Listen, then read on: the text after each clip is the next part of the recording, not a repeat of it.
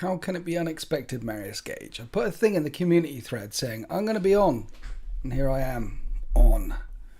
And Mozeb, hopefully a bit of waffle while you're building your Chaos Dogs, the Chosen. Hopefully I can keep you entertained. Hello, everyone. How's the sound? Sanguinary Guard, mod in the house. Sound good? William, Garland, Jonas, Paul. Happy Easter, everyone. Oh, yes, it's Easter weekend, isn't it? I hope you're all having a lovely Easter weekend and you haven't eaten too many eggs. And whatever you do, Easter weekends, fun, family, things like that. Hi, matey. Hello, Rubius. Sounds good. Thank you. Yes. So I'm here today to do the normal thing, which is to say hi. Basically, I want to talk through the 10th edition faction rules that came out, discuss it with you guys, because I've got a couple of ideas I want to talk about, listen to some of the ideas that you guys have, and see what we think of them in general, and then answer any questions and speculations and things like that. Let's do things like that.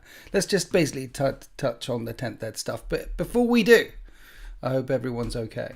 Thank you for everyone joining me on this Sunday. Sunday isn't necessarily the best day, particularly at what time is it? Where are we? Particularly at like 4 o'clock in the afternoon. Perhaps not the best time to do a live stream, because I'm sure most of you have got things to do. So hello to the few thousand people who will be watching this after the stream goes live. I love you too, Mr. Lovely Pants. I was hoping sometime this cast about how 10th is going to affect Grey Knights. See, Grey Knights, we need Primaris Grey Knights, don't we? Grey Knight SEO really doesn't want Primaris Grey Knights, but surely we're going to have to get Primaris Grey Knights at some point. 8 a.m. here. Where are you? Australia? Probably Australia. And Johnny Rockstar is in the bath. Well, have fun in the bath with your rubber ducky floating around all over the moment. Over the moment it's one-dimensional. And Nids can auto-own knights on 6s to hit. Not good. Says David O. It's 10 a.m. here, wherever here is. 10 a.m. That's got to be America land, right? Somewhere in Midwest, maybe. Somewhere where there's guns and cheeseburgers, anyway. Something to listen to while surrounded by sugar-filled children. Just every now and then, just give them no, don't encourage child beating. No, every now and then, push them gently out of the room where you're listening to. It's 4 p.m. in Cheltenham. Cheltenham's just up the road, mate. Minnesota. You're in Minnesota? How about them Vikings? They did pretty well last year.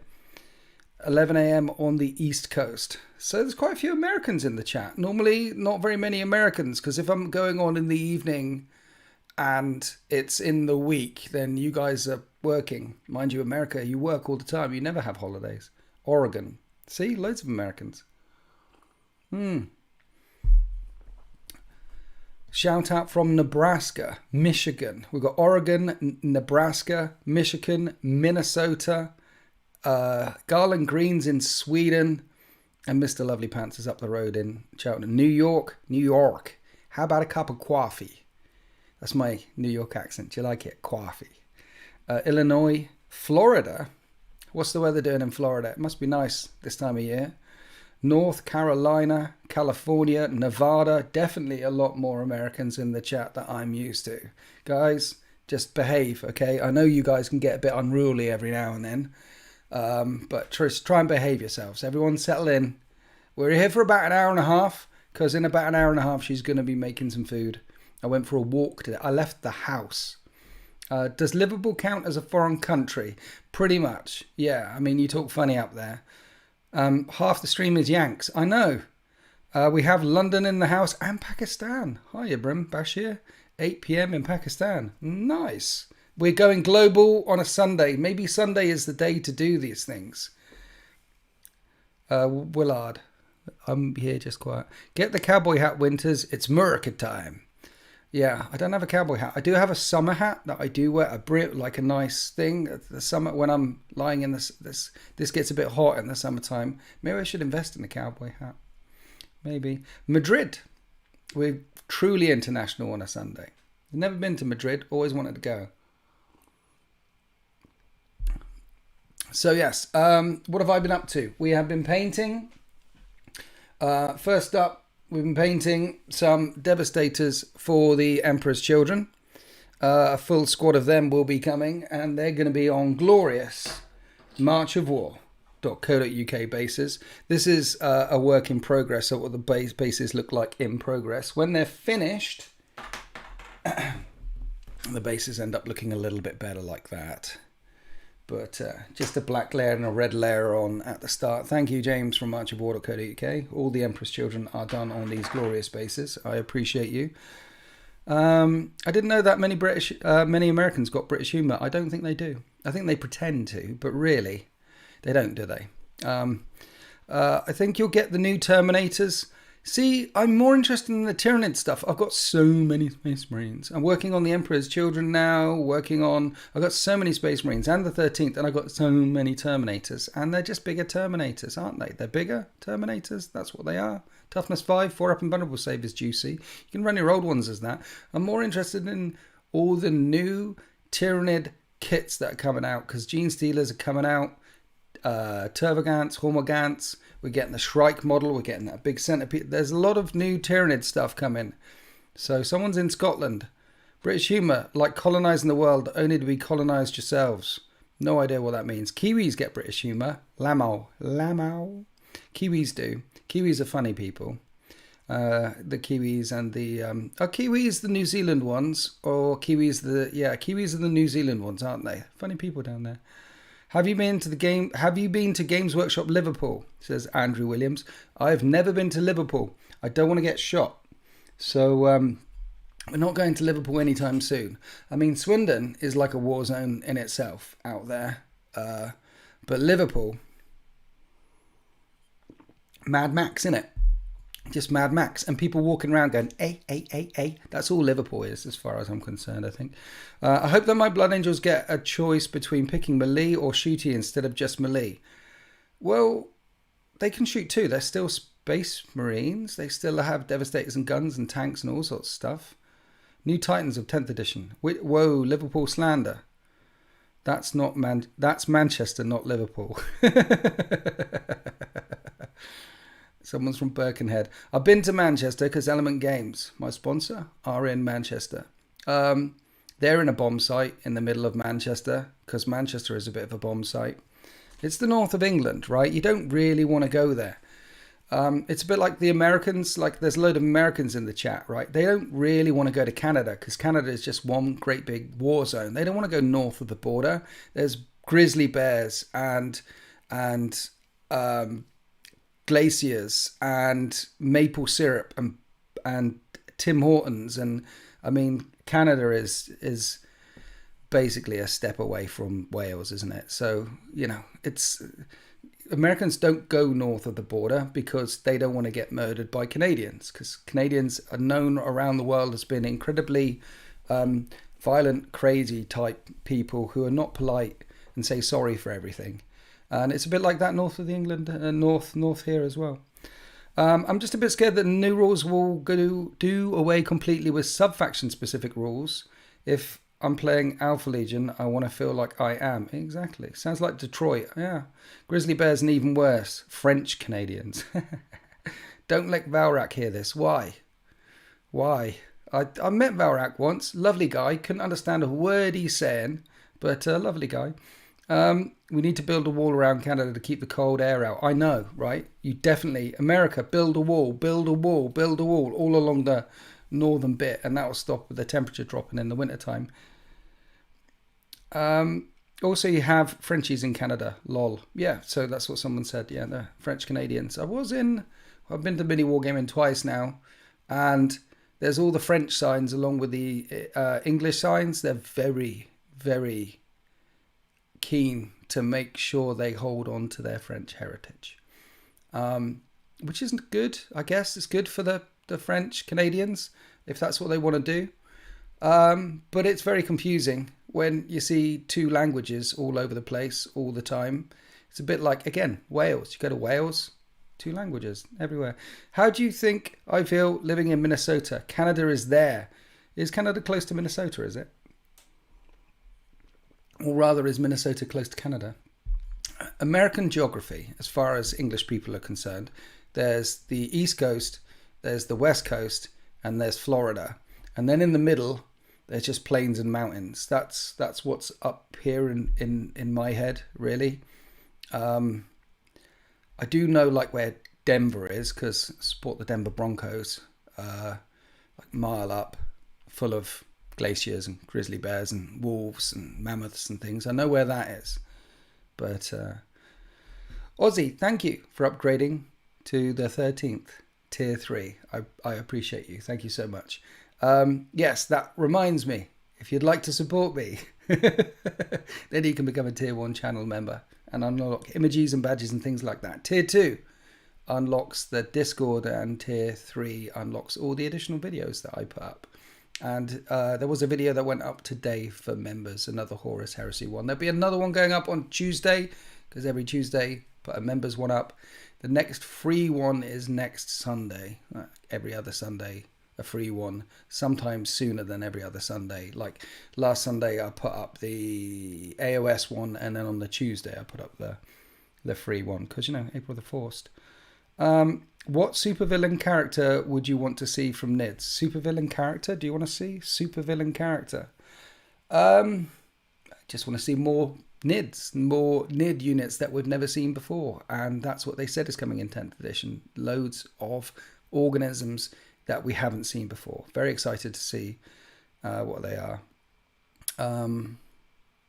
Upgraded before GIF ran out, and someone else sniped me. Nice, Aussie. Thank you. I appreciate you. Bring back Say Hi Paul and his orcs. I'd love to. Say Hi Paul has got his own YouTube channel. Check out Say Hi Paul's YouTube channel. And he's coming down in July. For the first time in about a year. So I'm really looking forward to seeing him then. I went up to see him on his channel and twice now. So there's some battle reports with me on and Say Hi Paul, playing with Say Hi Paul, filming all this stuff. How did you like AOS? I didn't. Will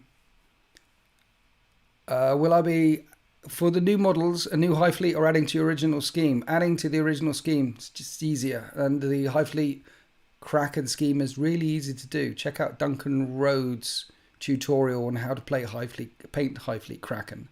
I'll copy that one. Like, you spray white, and then you do the carapace colours, and then you wash it brown. I forget which colour brown it is. Highlight up, done. Nice, quick.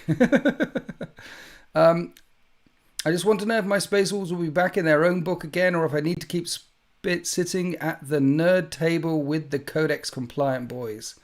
We shall see. I'm sure individual factions will get their own individual rules. I'm certain of it.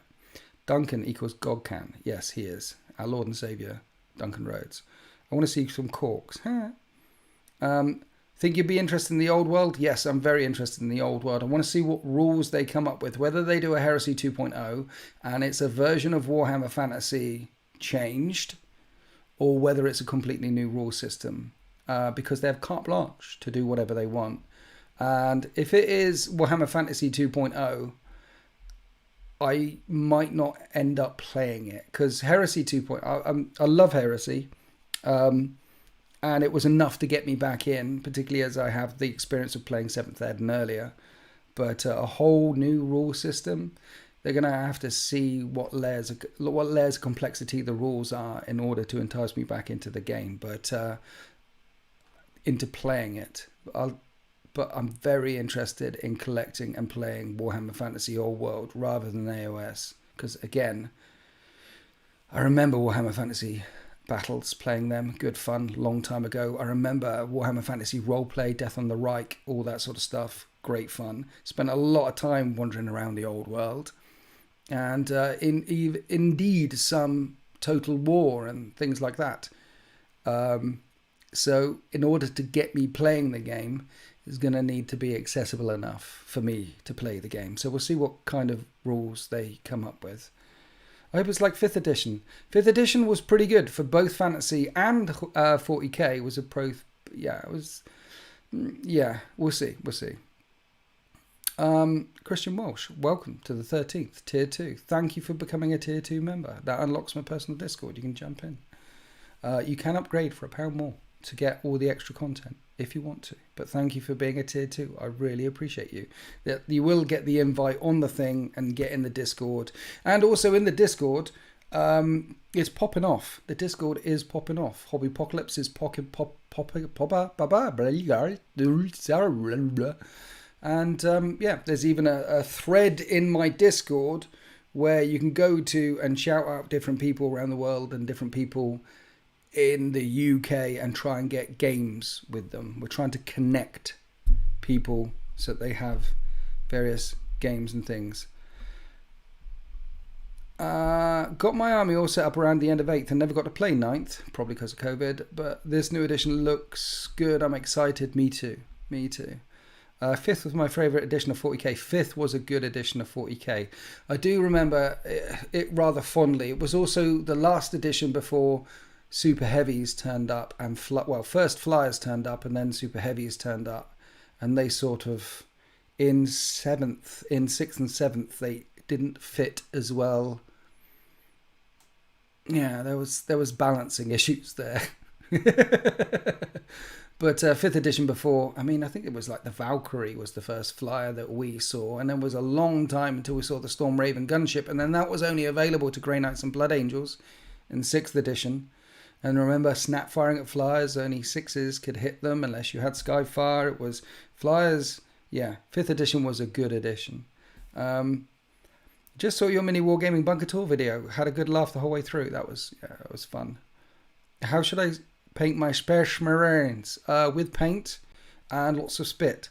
I don't like the lack of customization for armies, like no chapter rules. We don't know that yet.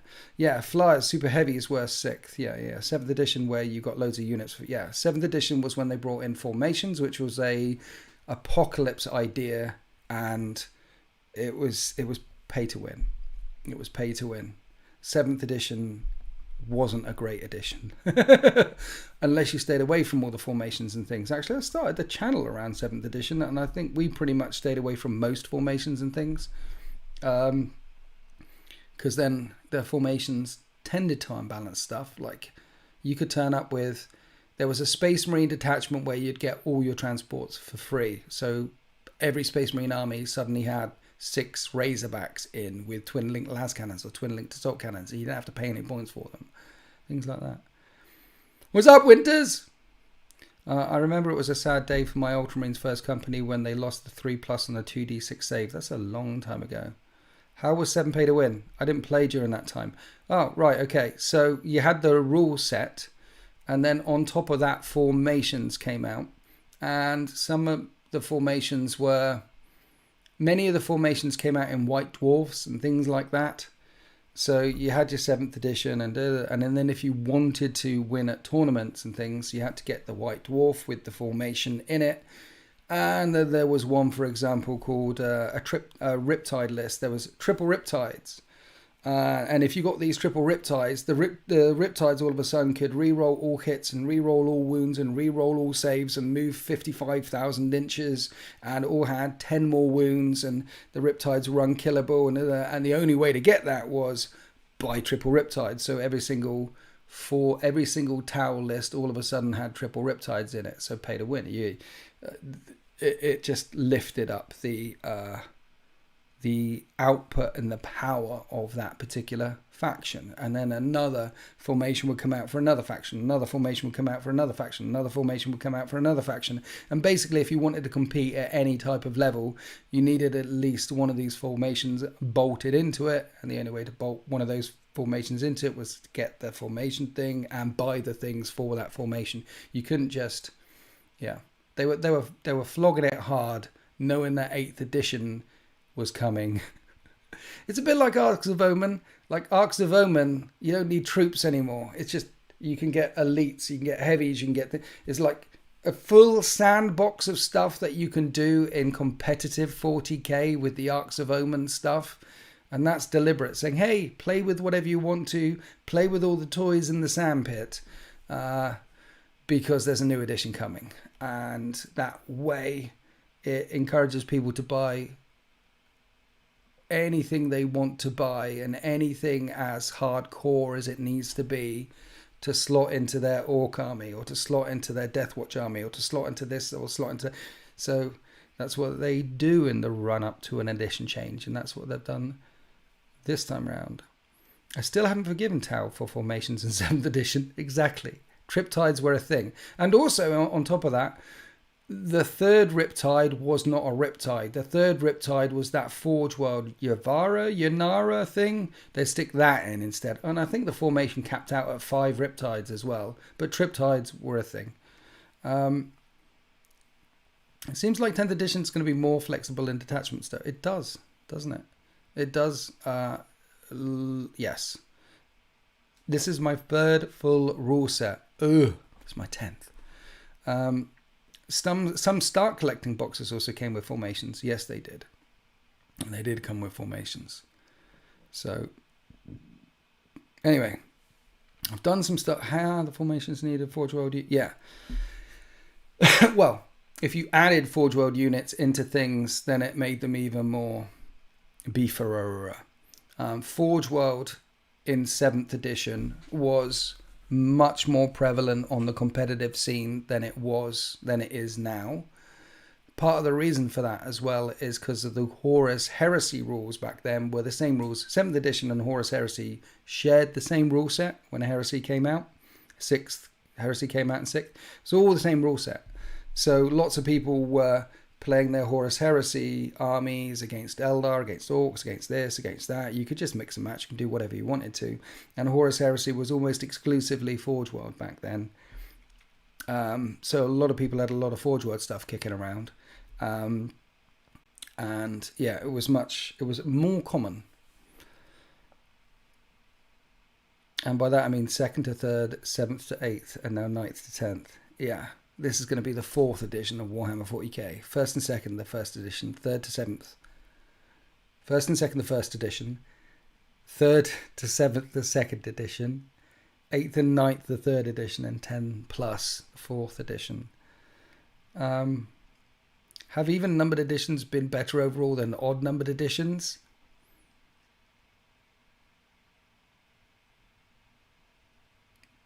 Well, 8th was better than 9th. 5th was probably the best one out of that spread of editions. 2nd wasn't necessarily better than 1st. 2nd was a role-playing game with miniatures. I don't know. I don't think so. I don't think it's a Star Trek thing. Isn't it like every other Star Trek movie or every odd numbered Star Trek movie is good, or even one and all the odd ones are bad? There's a whole thing there.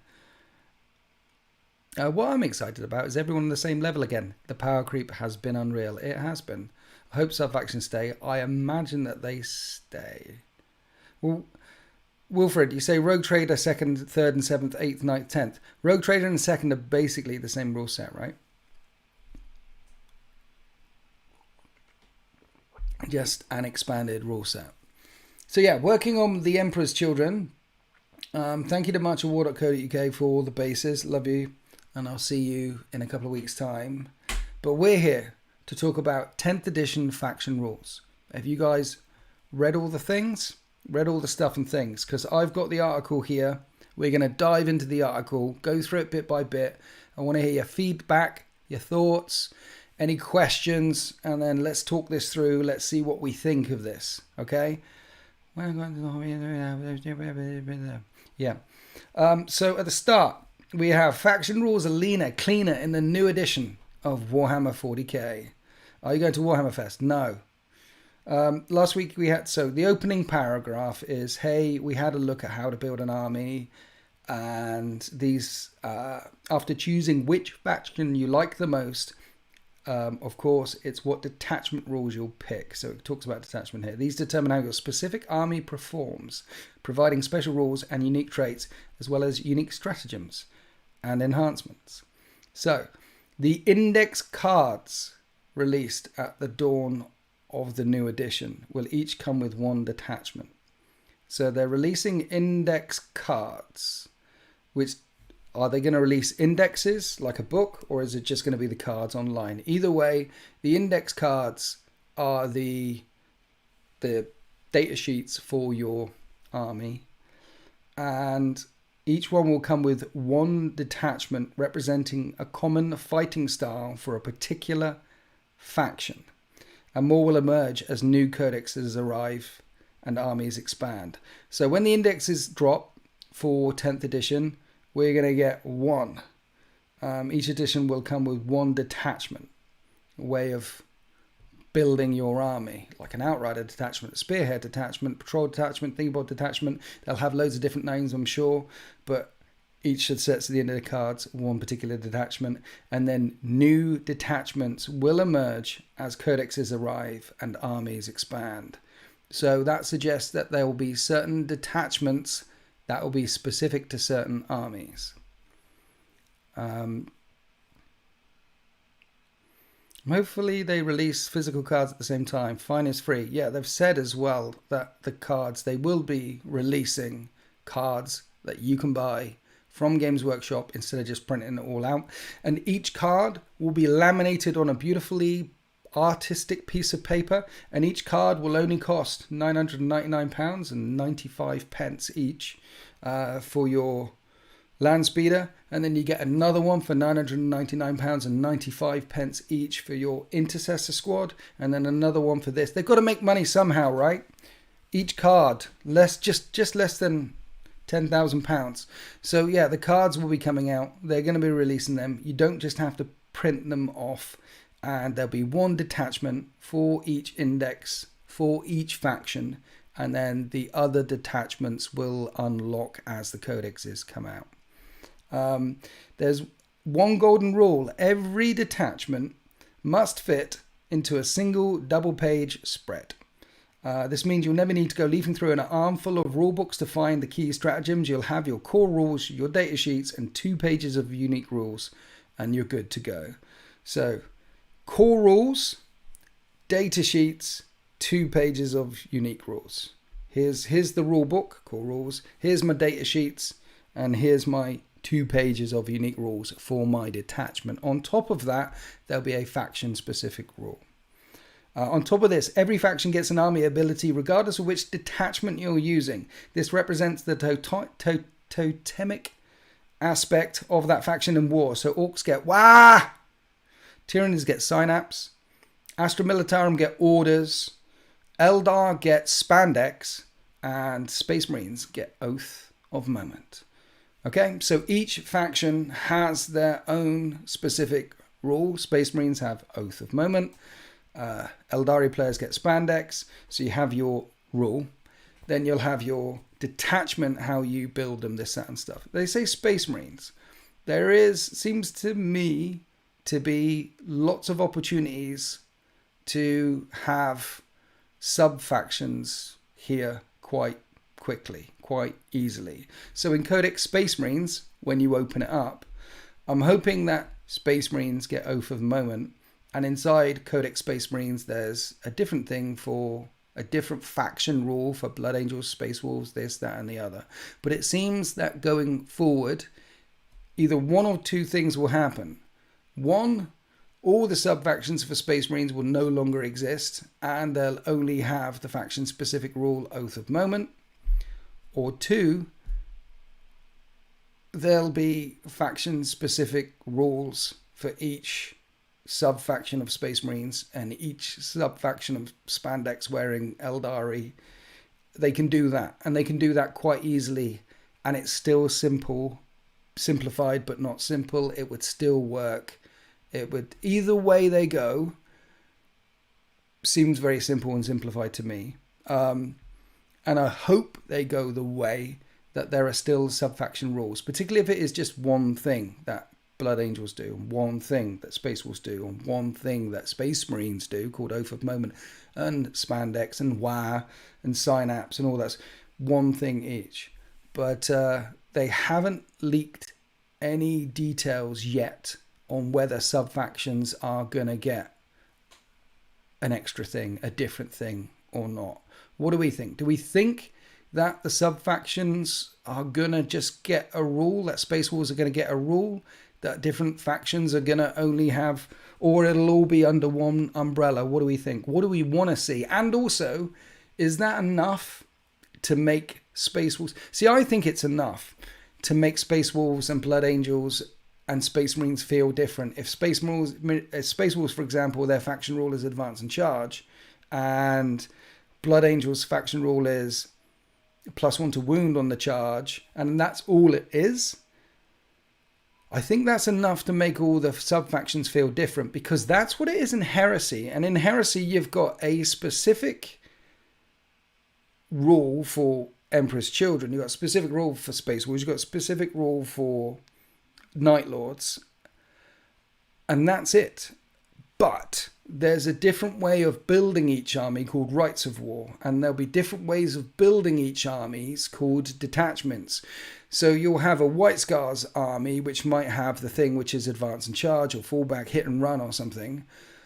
But you'll build them around a detachment which is spearhead or something. So that on top of the detachment, when you lock the two together, the sub-factions should function in a completely different way. There should be sub-faction builds, there should be detachment builds, which make that sub-faction rule shine, right? I'm hoping. What do we think? Where are we? Normal 232. Welcome to the 13th tier 3.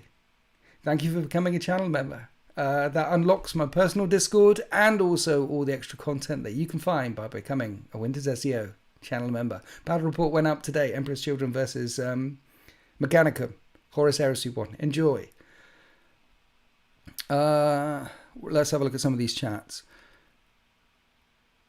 I expect sub-factions would be tied with detachments, so Oath of Moment will be generic blue Marines. I'm thinking that's what it might be. One different faction rule, plus the unique unit choices each sub-faction has should be enough, plus the way the detachments are arranged as well should be enough. Maybe 1 or 2 individual rules will make them unique, I guess. Oath of Moment seems extremely strong. It does. We'll talk about that in a minute. What I want, faction plus sub-faction plus detachment, all giving specific abilities. I think it will be faction plus, that sounds like a lot. Faction plus sub-faction plus detachment. I think it's going to be, maybe there will be faction and then a sub-faction and then a detachment. But what about factions that don't have sub-factions? What about factions that don't get, so some people have this and this and this. Some other people only have this and this. That doesn't seem balanced. For me, I want a framework to work inside of, not 25 detachments per faction. This is an instant rock, paper, scissors territory, and it'll be far more unbalanced than 8th, 9th ever was. Yeah, you gotta, this is the thing that I'm worried about, Smilomaniac, which is, there's going to be generic detachments that everyone will have access to, right? Surely that's going to be a thing. But say in every single codex, yes, it's only on 2 pages, and yes, this is all it is. But say in every individual codex, there's, I don't know, let's say even as low as 3 different faction or sub-faction specific detachments for that codex. So there's 3 for that one, 3 for that one, 3 for that one, 3 for that one, 3 for this. So you'll have all the generic ones plus all the individual ones, and then you rock up to play a game. And because all the sub-factions have all of their stuff as well, or there's faction-specific detachments for each particular codex, it could get a bit messy quickly. That was my first thought when I read it, when they said, and we're going to be releasing new detachments with each individual codex. I thought, ooh, that could get messy quickly. We'll see how they handle it. It's Games Workshop. They'll handle it badly. There'll be detachments up the wazoo. They'll handle it very badly. Maybe if they'll handle it badly. Maybe it won't be overwhelming though. So long as there aren't too many, there'll be too many of them. I was going to say, so long as there aren't too many of them, maybe it won't be overwhelming. But I know it will be overwhelming, and I know there will be too many. But maybe because the rules will only be on 2 pages and very digestible and very easy to see, very easy to refer to, the fact that many factions and sub-factions will have... There's danger in them there, Hills. What do we think? Guess we will see how strong Oath is. Depends on if they do anything with terrain line of sight. Not sure how they plan on making T-Suns and Grey Knights work with the psychic changes. It'll basically go back to like 7th or Horus Heresy. It'll just be straight in the data sheets. It'll probably be a lot easier, to be fair. It won't be messy if all the rules are only on 2 pages. Yeah. Not that hard to remember what your opponent can do. Just look at their book. Yeah. So even if there are, hopefully, even if there are a lot of specific detachments for certain factions / sub-factions that only they can use and no one else has access to, and they seem hit and you're like, what's that now and what's going on? Hopefully, because they're only on a couple of pages, it won't get lost in the mire and we'll know it won't be too unwieldy, maybe. Hey Winters, I know it's early, but how long do you think 10th will last before they start planning 11th? It depends how successful 10th is. There have been editions in the past where it's been 5 years, but it looks like they're going for a 3-year set. Where are we? I'm new trying to understand new rules. Are Space Marine supplements useless now? Fuga. There's a new edition coming in about 2 months. It will be. If it's not now, it will be.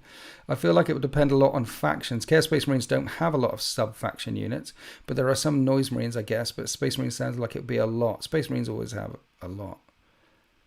Where are these 2 pages? Are we waiting for 18 months for generic campaign book 3 to get 1 release? See, that's another thing. So there might be a campaign book that comes out later on. So they release all the codexes, and then 18 months down the line, they come up with the narrative campaign or the competitive campaign called The Fires of Penguins.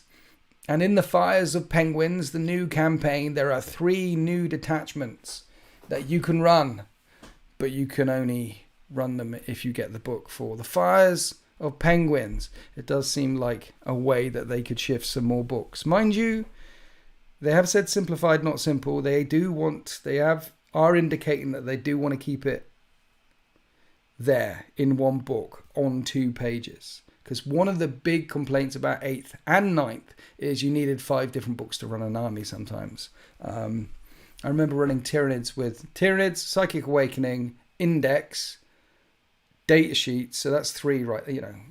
3 books at least. So Psychic Awakening, the Index is because there was some stuff in there that you still needed, and the book. And then a White Dwarf for Stone Crusher Stampede across 3. That's just stupid, and it is inaccessible to new players. So hopefully they won't do something silly like that. There's going to be some random detachment in White Dwarf. Yes, that breaks the game. I hope not.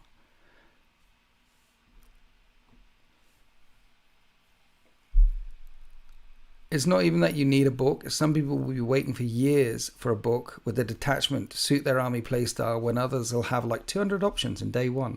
Yeah, so everyone is going to get a detachment with the index cards at the start, and then the codexes will come out releasing the other detachments. And you're right, whoever gets a codex last will only have 1 detachment for a while other people have many detachments. And then I'm certain there'll be certain detachments that people run more because these detachments are better. There'll be many other people, though, that don't care whether this detachment is better than that detachment, myself included. There'll be many players. The vast majority of players will run the detachments that they want to run because that's the models that they have, or that's what they envisage their army looking like, or they run White Scars and they want loads of bikes, or Raven Wing and we want loads of bikes and this and that and speed, and this detachment unlocks all the goodies for those things. It might not be the best way to run Raven Wing or White Scars, but damn it, that's how I'm playing this army. So yeah, there will be some that rise to the top, particularly in the competitive scene. But again, the competitive scene is a tiny sub-faction of most people who play this hobby. Most people who play this hobby are collectors, hobbyists, painters, lore people, and they play part-time, if ever. And they want to get back to playing every now and then, and they want it to be easy, and they want it to be accessible, and they want to play the kind of armies they want to play, not the kind of armies or detachments or factions or sub-factions they feel compelled to play. They want to play the things that they want to play with and have fun. But yeah, there'll be definitely some that break the game. Hopefully Games Workshop approach of only playtesting the codex with the previous few will stop. Yes, it's one of the biggest reasons for power creep. Yes, it's a terrible idea. There will be like 300 marine detachments and only 3 of them will ever be used by competitive players. By the 95% rest of the community, they won't be used. I love the way Heresy does Rights of War so fluffy. I know, it's good, isn't it? Do you think Games Workshop... My nose. She made me go for a walk. I feel very sniffly. Like I touched grass. It was horrible. We did like 5k. Do you think Games Workshop can make armies like Knights, Chaos Knights, more varied through the detachments? Or will we just see simple detachments for these factions that everyone will default to? I don't know. I imagine there'll be a standard super heavy type detachment with benefits for running super heavies. And then in the codexes, I imagine there'll be some other type. There'll be a detachment for running all the little ones. There'll be a detachment for running mainly the... I don't know. Hopefully that will get a full-sized playable game in 2 hours. I hope so. Grab some antihistamine, brother. I don't get hay fever. It's just the pollen. If there's a lot of it out there, but I've never had a hay fever. You need a bit, I know. Do you think faction-specific secondaries will still exist?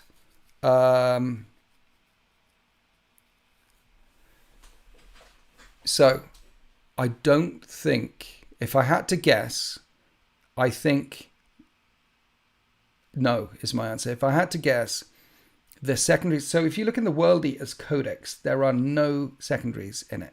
If you want to find the secondaries for World Eaters, you have to get the Arcs of Omen competitive book thing. It's over here somewhere.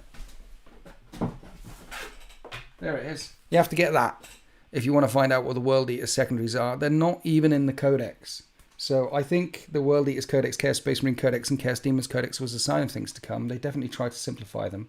And I don't think there'll be any faction-specific secondaries in those codexes. Now, that's not to say that once we find out what the tournament rules are for tournament players, that subset of people who like doing that sort of thing, there might not be things in the tournament pack. Maybe in the tournament pack in the main rulebook there'll still be secondaries. I suspect in the tournament pack in the main rulebook there will be secondaries, because that's how tournament... You need a higher... So when you're playing casual games, winning by 1 or 2 points and having a 5-point to 6-point game, or even a 15-point to 10-point game is absolutely fine. When you're playing at a tournament, you need a big spread. That's why they went up to 100 points. You need to tell the difference between someone who's on 95 to 91 points, as opposed to 9 to... You need that spread. You need more ways to score. And the best way of ensuring that there's more ways to score is to have secondaries, or in the case of this thing, even tertiaries. So I strongly suspect that in the main rulebook for competitive play, there will be secondaries. Whether they continue to keep releasing supplements with secondaries, tertiaries, quadries, whatever in it, I don't know. We shall have to see. But for the rest of us, I don't think that'll be in it. I think for the rest of us, there's going to be more ways to play. I think open play.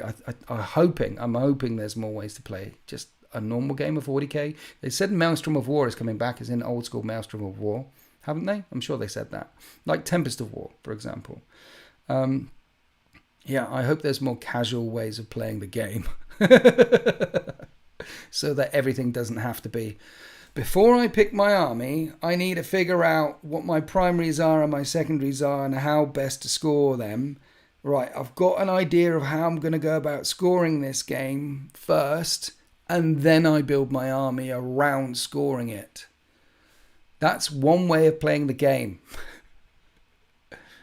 But again, most of us are like, here's my... right, how do I build a list? I just want to build a list that does good stuff, and I want to build it either narratively or I want to build it with my stuff in it, or I want to try this out this turn. I want to try out flyers this turn. I want to try out skimmers this turn. I want to try out more monster mash this turn. I want to try out this and build a list and run that. When you're playing competitively, that isn't how it starts. When you're playing competitively the right way, not the right way, but when you're playing competitively, when you're building a list competitively, yeah, the right way to go about do it, in fact, is to think about your primaries, secondaries, and tertiaries straight away. Is to start there and build a list around how best to score them. When you're not doing that, and in all the other occasions of 40k, before this became a thing, you never... There's a step there, isn't there? There's a step about points before army, which is a disconnect for many players. And yeah, that was never there before. What most players want to do is, hey, I want to try an all Terminator list. Hey, I want to try lots of different things this time. I want to try this time. And build a list. So there isn't a disconnect for points, then list. It's list first and play a game. And I'm hoping that there's enough ways to play so that it satisfies both and more. Casual players, narrative players, and competitive players. That's going to be the acid test for me about whether this edition is a successful edition. I remember opening up the 9th edition books and seeing the open play stuff and then seeing the match play stuff and thinking, oh, that's just this way.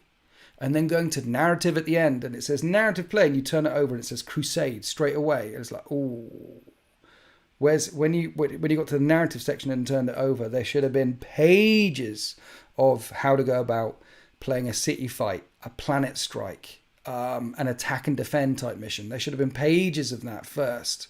How to play narrative games. And after those pages, here's our narrative crusade. Here's our narrative system called Crusade. And this is how you play it. There's more ways to play. And Games Workshop, what the community wants, what players want, what casual players want is as many... What you need to have is a game system which has as many ways to play as you possibly can so that you get as many people playing it as you possibly can if you're a business. So it includes the match play tournament people and does everything for them. It includes all the other potential millions and millions and millions of players out there who want to play the game too. There was a gap in 9th edition. 8th edition was the accessible edition. 9th edition was the competitive edition. And there was a gap. And I hope they fill their gap. And I think the success and failure of the edition will not just ride on simplified, not simple. Will not just ride on that notion that, hey, we just need to make it as obvious as we can for everyone. It'll also ride on providing the community with the tools that they need to play the games that they want to play. Part of that is making it accessible. Part of that is making the rules readily available. And part of that is the game types that we play are also accessible. And then if you want to... And it's a ladder. So you start off with open play, just chucking stuff down on the table. Or you start off with boarding actions or combat patrol, just at 500 point games, simple missions. That's how you start. That's how little Timmy starts playing. Very simple. And then you go up to 1,000 points. And then maybe you get up to 2,000 points and try Maelstrom of War, try this out or try that out. And then finally, if you want to climb the ladder all the way to the top and try and win a trophy or something, then you have to slide along and play competitive tournament, secondaries, tertiaries, all that sort of stuff. And it's a ladder of learning more and more things and more rules and more interactions. Games Workshop even gave up on Crusade. The official Crusade books were only available for a few weeks each. Yeah, it was not a success. We can talk about that. I mean, I think we saw it coming, right? I spoke to some people who play Crusade and really enjoyed it, but 9th edition was inaccessible and complex, and to play Crusade you needed more rules on top of your rules. And the last thing that we wanted in 9th edition was more rules on top of rules. I have spoken to some people who really enjoyed the Crusade, but they are few and far between.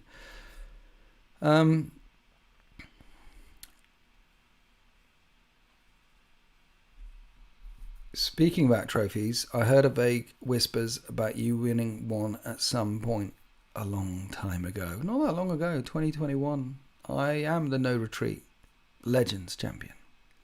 I am. I know. It's hard to think of someone like Fluffy Bunny like me, who narrative winters, who could go and just destroy and humiliate and make tournament players cry and fall back from my sheer presence at the absolute Napoleon Dynamite, the absolute George, I don't know, what was it? I'm trying to think of impressive military generals. Impressive military generalship that I brought to that event just made them crawl away. I know, winter's blinded by the light. They were, blinded. It was incredible. It was an incredible time, incredible moment. 2021. Yeah, wasn't that long ago, was it? Are you going to defend? Are you going to the next No Retreat Legends? There isn't one on the cards at this time because 9th edition hasn't been that successful. So people are talking about independent characters, which gives me the impetus to keep going. So we're going to go, because we're going to get to independent characters. The next bit, they say, on top of this, every faction gets an army ability. So Orcs get Wah, Tyranids get Synapse, Eldari get Spandex, Space Marines get Oath of Moment. If your army faction is Adeptus Astartes, at the start of your command phase, select one unit from your opponent's army until the start of your next command phase. So it'll last in your opponent's turn as well. Each time a model from your army with this ability makes an attack that targets that enemy unit, you can reroll the hit roll and reroll the wound roll, and that is powerful. So for anyone who's been on the receiving end of Guide and Doom from an Eldar army, and Doom is the psychic power, point at that unit and reroll all wounds against it, and Guide is point at a friendly unit and reroll all hits, and you can guide a unit to reroll all hits against that Doom unit, and then you're rerolling all hits and wounds against that unit. Guide and Doom in any edition faces Eldari has been painful. This is more powerful because it's not just this unit guided, it's your entire army guarded. But having said that, Oath of Moment is an army rule, and not necessarily every particular data card might have Oath of Moment. I'd find it highly unlikely. I think servitors might not have it, and maybe there might be a few transport options that might not have it. But I find it highly unlikely if at least 95% of the Space Marine Codex doesn't have the army rule Oath of Moment, because why on earth make an army rule called Oath of Moment and don't give it to 50% of the army? You're going to give it to 95% of the army. So Guide and Doom is powerful. It's been powerful since 1st edition. It was powerful in 5th, 6th, 7th. It was powerful in 8th and 9th. And it's going to be powerful. And Oath of Moment is Guide, Doom, but army-wide-ish. Picking on a unit and re-rolling all hits and all wounds against that for your whole army, that's strong. I don't care what edition you're in, that's strong. Oath of Moment isn't that powerful if there are only 2 units with this special rule. As I said, I don't think there'll be only 2 units with this special rule, because on top of this, every faction gets an ability regardless of which detachment you're using, they say. Orcs get Wah, Tyranids get Synapse, Astra Militarum get Orders, Space Marines get Oath of Moment. If you're given a faction rule to a particular army, why would you only give it to 2 units? You're going to give it to at least 90% of that army. Everything that has a Space Marine in it, everything that's got a pilot or a gun or maybe you're right, maybe I'm wrong, but I would be incredibly surprised if 90% of the codex, let's say, at least 90% of the codex doesn't have Oath of Moment in it. Calling things strong at the moment is pretty hard. Well, it is pretty hard, but again, it doesn't matter whether I was playing 4th edition, 7th edition, or 9th edition. Going up against Eldari, who could guide a unit and doom my unit, was painful. Wherever that happened in the last 20 years was painful, and you felt it. And Oath of Moment is guide and doom, but wider. It's pick that unit. I'm going to pick that unit there. I don't even have to pass any psychic powers. Everything that fires at it is re-rolling wound rolls. Everything that charges it is re-rolling wound rolls. And it's not just this unit that's guided attacking that unit. It's all the stuff. It's the ability to point at a unit and really pour it on will be powerful. It will be powerful. It's always... The game isn't going to change so massively that dynamic isn't... Yeah. Since it's always been... That dynamic has been powerful. Those seem to come at a trade-off of removing an army-wide improvements, making Marines underperform for their cost again. I think it makes them significantly weaker. An artifact of making them 2 wounds. Okay. I'm just hoping for fewer rerolls in general. It says here, rerolls are significantly less common in the new edition, so the ability to single out one target per round for complete annihilation reinforces the Space Marines' reputation for disciplined, targeted hammer strikes. So rerolls are significantly less common, they say. It's a very strong rule. Look at the Votan now. Yeah, Doom and Guide was depending on the dice, though. Yes, exactly. Doom and Guide depends on the dice, and you could only guard 1 unit. And I guess, Garland, you've been on the receiving end for Doom and Geist through multiple editions, and you know how powerful that was, regardless of the edition that you went up against it. Oath of Moment will be powerful. Veterans, Terminators, Devastators are expected to be the only types of units to get Oath of Moment, leaving troops. No, well, okay, that's your opinion, Escafifi, that Veterans, Terminators, and Devastators, leaving troops to get the better option. No, I imagine that Veterans, Terminators, Devastators... my opinion on what's going to get Oath of Moment is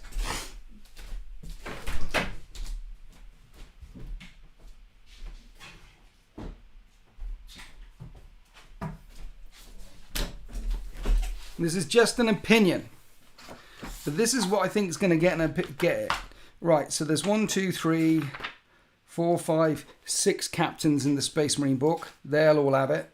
Sorry, 7 captains in the Space Marine book. There's 1, 2, 3, 4, 5. There's 4 lieutenants in the Space Marine book. I imagine they're going to get it. There's 4 different librarians in here. I imagine they're going to get it. 4 different chaplains in here. I imagine they're going to get it. Tech Marine will get it. Servitors probably won't get it. Intercessor squad, Assault Intercessor, Heavy Intercessor, Infiltrator, Incursor, Tactical squad, Company Champion, maybe not Scouts.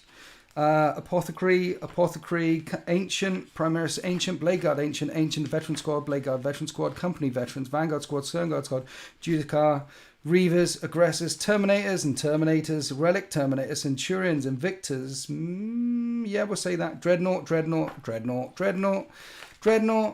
Assault Outrider, ATV, Bike Squad, Scout Bike, maybe not Scout Bike Squad, Attack Bike Squad, Suppressor Squad, Inceptor Squad, Storm, Speeder, Hailstrike, all of the vehicles, with the exception of maybe Rhinos and Drop Pods. All of the vehicles. And maybe not the Hammerfield Bunker. So I count, in my personal opinion, I reckon there'll be 7 or 8 units that don't have it. Not that thing will go through, no, there'll be some compression. But you could be right, and there's only 10-20% of that book that has it. If you're right, and Tyranids get Synapse, and their whole army gets Synapse, and Synapse means if you're in Synapse range, you're fearless, and with the changes to morale coming in, fearless is going to be really, really powerful, then Space Marines are going to be shit compared to Tyranids.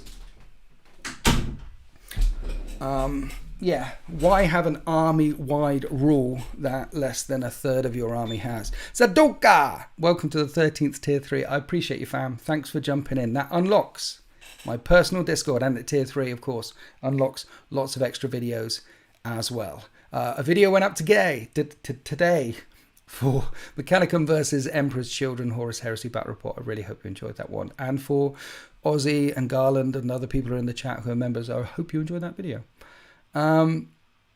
Is Oath of Moment directed at just one enemy unit per round. Yes. So at the start of your command phase, select one unit from your opponent's army and annihilate them. Until the start of your next command phase, each time a model in your army that has this ability shoots, hits it in close combat. Even in their turn, if they come charging in, say it survives and there's like 3 of them left and it's a unit of rampaging 8-bound and you've shot at them, or a unit of 8-bound possessed and there's a whole unit of 10 and you go and you manage to wipe that unit of 10 all the way down to like 3 remaining, and then they charge you. When you fight them in close combat, you'll be re-rolling all hits and re-rolling all wounds still, because it lasts until your next command phase. Much more powerful than Doom and Guide. But a version of Doom and Guide turned up to 11. Carl L, welcome to the 13th Tier 1. I appreciate you. And T800 Spectre, welcome to the 13th Tier 3. Wow, guys. Got quite a few new members today. I really appreciate you. Thank you. I hope you are at Tier 1. It unlocks the images and badges that you can see in the chat. Tier 2 unlocks my personal Discord, and Tier 3 unlocks all the extra videos that you've got from me, including the one that went out today. So I hope you enjoy it. Derek, Fourth Company. Hi, what do you think about the possibility of characters attached to a unit? I like it, we'll get to it. Totally wrecking one unit per turn isn't really OP, is it? It could be worse at least. Totally wrecking one unit a turn isn't OP. It will. Nah, Doom and it's gonna feel OP. It's gonna hurt, guys. It's gonna hurt. Trust me. Carl L upgraded to the 13th Tier 3. Became a member, then upgraded. And that unlocks all the extra videos and my Discord and stuff. So thank you, Carl L and T800 Spectre. It's gonna feel OP. When Space Marines point at a unit and wipe it off the map, it's gonna feel OP. Like as I said, I'm just leaning on my experience of Guide and Doom.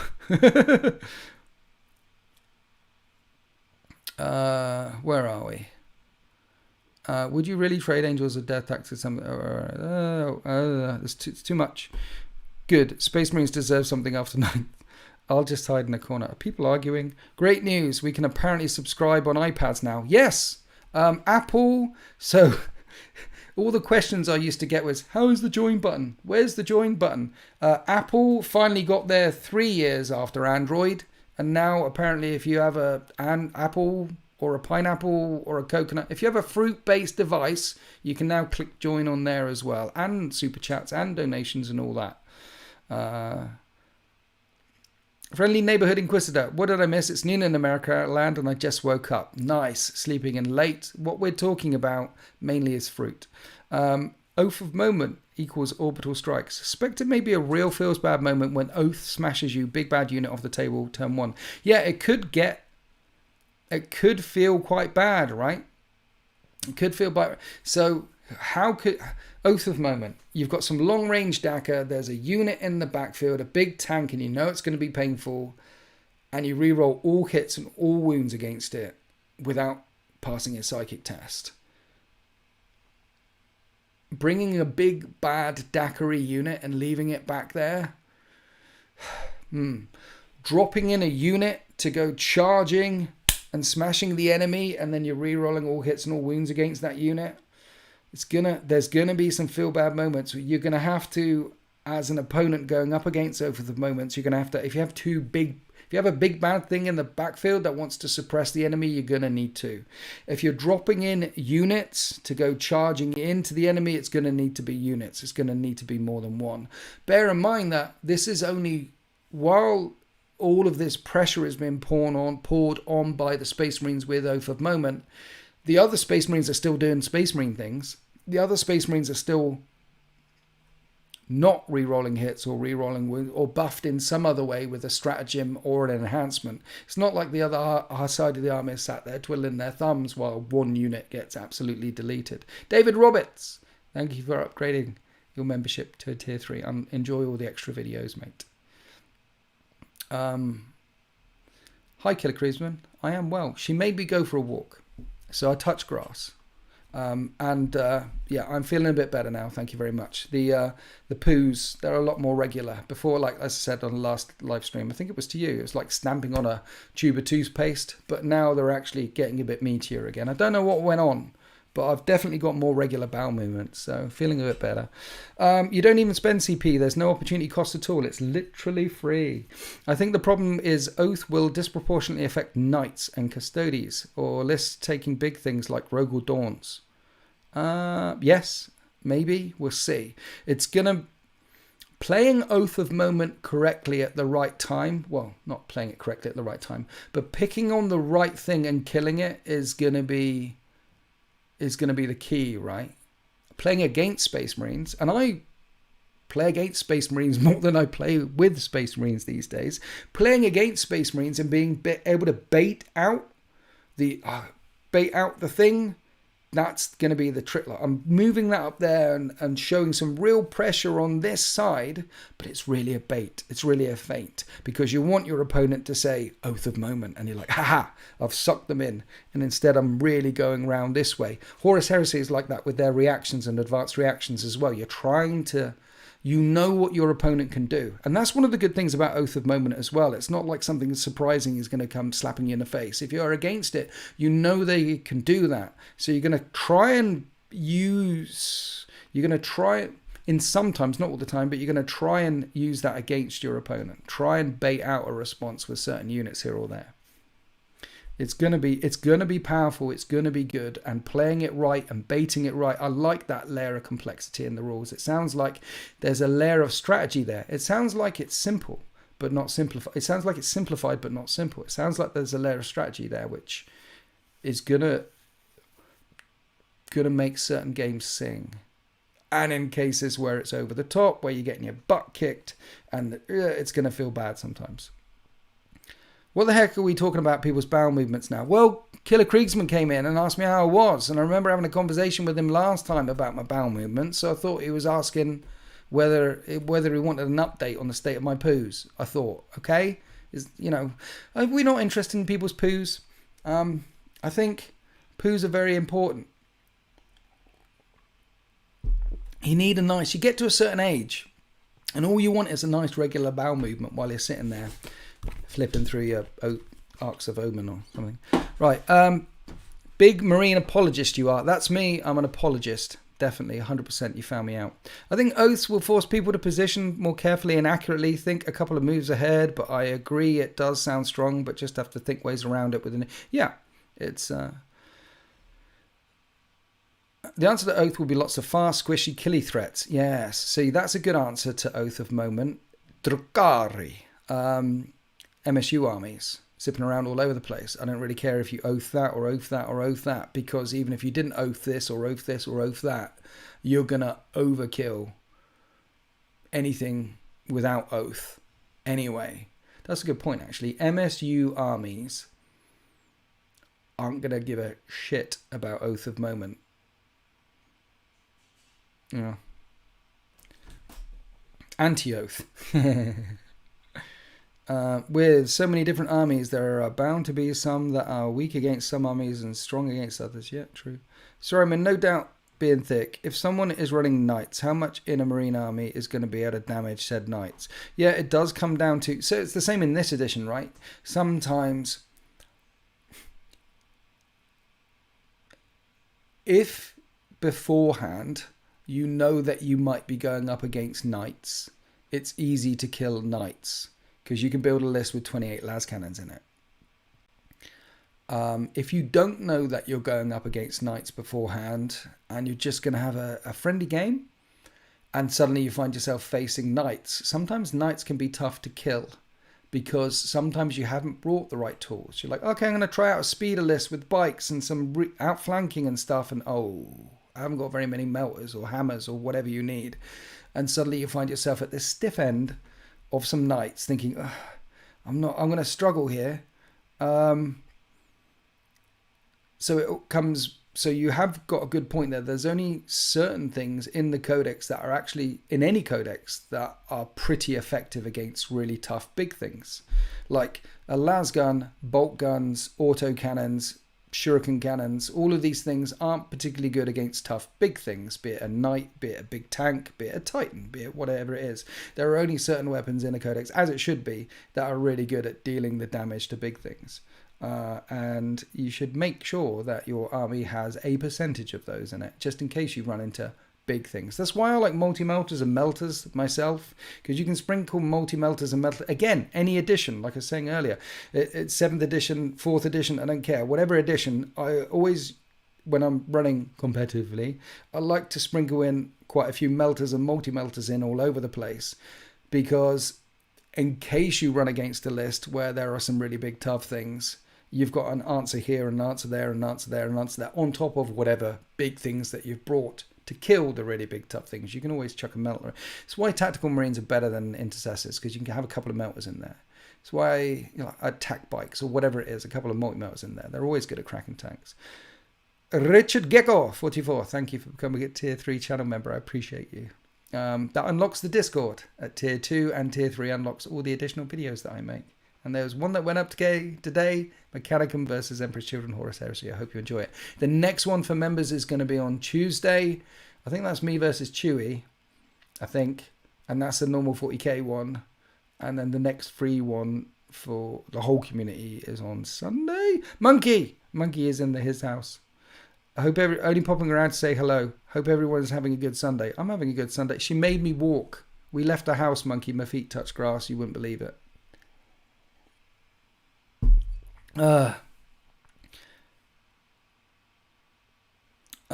It was strong to hit elite. No, exactly. Went as if you build a balanced army, then proportionally less will benefit from oath. Yep. 20 tank busters. That works. Mordian just put up an epic game with an army I painted for him today. Very happy. Is that Mordian thingy bob? Mordian Glory? I will check it out. Let me know which Mordian that you're referring to.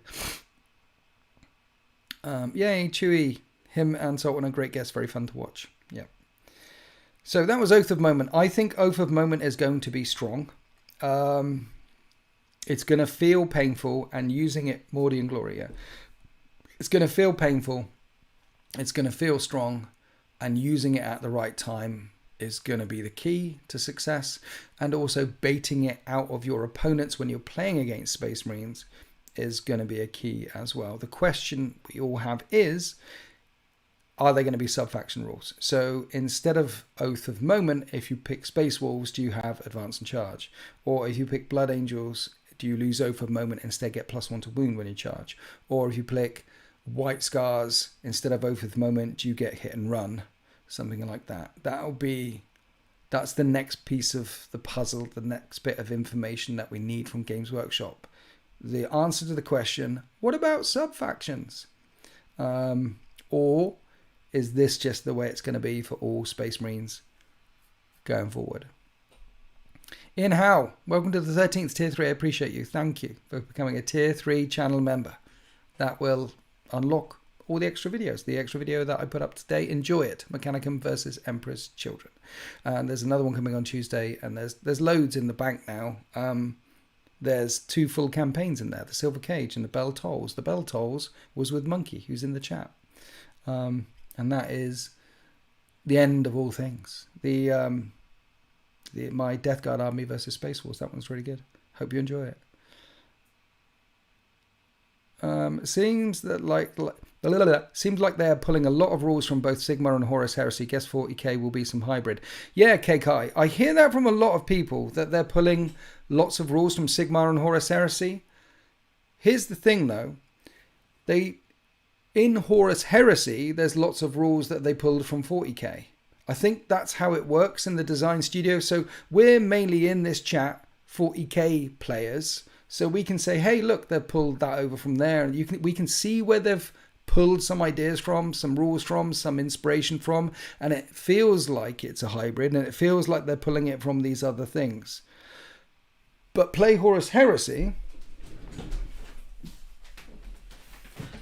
So in previous editions of Horus Heresy, Marines had a wound, just one wound. It didn't matter whether you were a Terminator, this, that, and the other, they had a wound. And the only things that had more than one wound were characters, basically. And dreadnoughts were vehicles, and skimmers were vehicles, and rapier battery. But in here now, there's a chunk of 8th ed stuff or 9th ed stuff. Dreadnoughts are now monsters with multiple wounds, and Terminators have 2 wounds. And there's lots of little things. This is, yes, 75% of this, and then this core is 7th edition 40k. But you can see, as a 40k player, I can see where they've pulled ideas from other editions to put in here.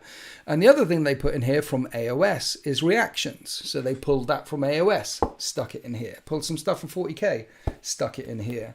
And 40k 10th edition, clearly they've got some ideas or some game mechanics from other game systems that they're going to pull from and stick it in here.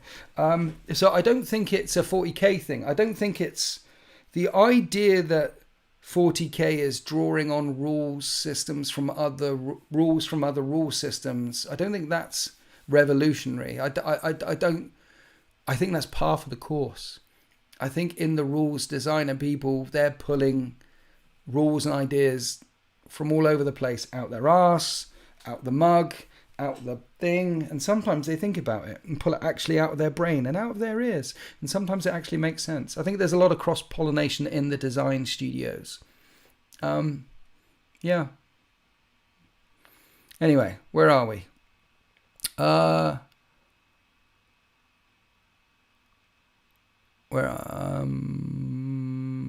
thought all Marines army gets oath, then detachments will give something. Yes. So the way it will work is each faction will get their rule. Every faction gets an army ability regardless of which detachment you're using. Space Marines get oath, Tyranids get synapse, Orcs get War, Eldari get spandex. Everyone gets their own army rule, and then the rest is in detachments. So let's move on to detachments. Exploring detachments. The Tyranids begin their adventures in the new edition with as an invasion fleet detachment. Focused on swift evolution and overwhelming force, the invasion fleet's detachment rule is hyper adaptations, which provides 3 different abilities you can choose from each battle depending on what you're fighting. So at the start of a battle, when you've put your army down, you have a look at your opponent's army and you've got hyper adaptations. And so depending on which unit type has the hyper adaptations rule, and again, I think it's going to be 90% or 100% of the army, then you can align, you can say, right, hyper adaptations, I'm going to pick swarming instincts or hyper aggression or hive predators. You pick one of those 3 things for this fight. Nice, simple, easy.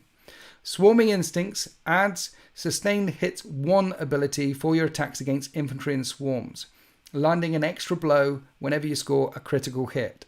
Critical hit is the new term for rolling an unmodified 6 on your hit roll. This will be your go-to adaptation to handle enemy horde or a Sturk wall of elite infantry. So you can set up your army, you can have a look across the table, and Swarming Instinct says, each time a Tyranid is modeled with this hyper adaptation that makes an attack that targets an enemy infantry or swarm unit, that attack has the sustained hits 1 ability. This is interesting. So we know that sustained hits now are 6s explode. 6s to hit explode. Yeah? Whenever you score a critical hit, an extra blow. Landing an extra blow whenever you score a critical hit. So 6s explode. And Swarming Instincts gives you sustained hits 1. Which means in the future, or some other data sheets will have sustained hits 2 or sustained hits 3. So Swarming Instincts, Tyranids, you give them that adaptation every time you attack. That's shooting or fight phase against an enemy infantry or swarm, 6s explode. 6 to hit counts as 2 hits. But sustained hits 1. It means there's going to be rules for sustained hits 2, sustained hits 3. 6s to hit count as 2 extra hits, or 3 extra hits, or 4 extra hits. I like it. I like the fact that it's not just sustained hits, that it's sustained hits 1.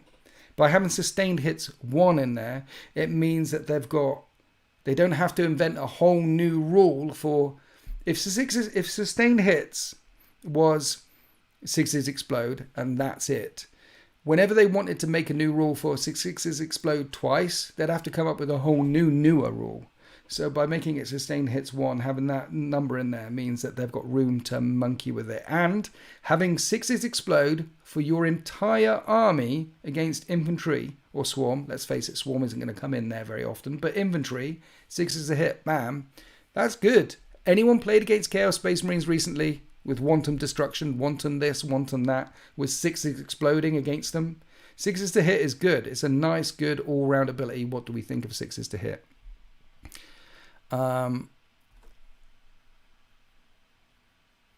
Yeah, they said the terrain rules were being, so we have no firm stuff on the terrain yet, but apparently it's going to be more like, we'll see. But they've made some noises saying that the rules for terrain is going to be better, because that's what you guys are chatting about.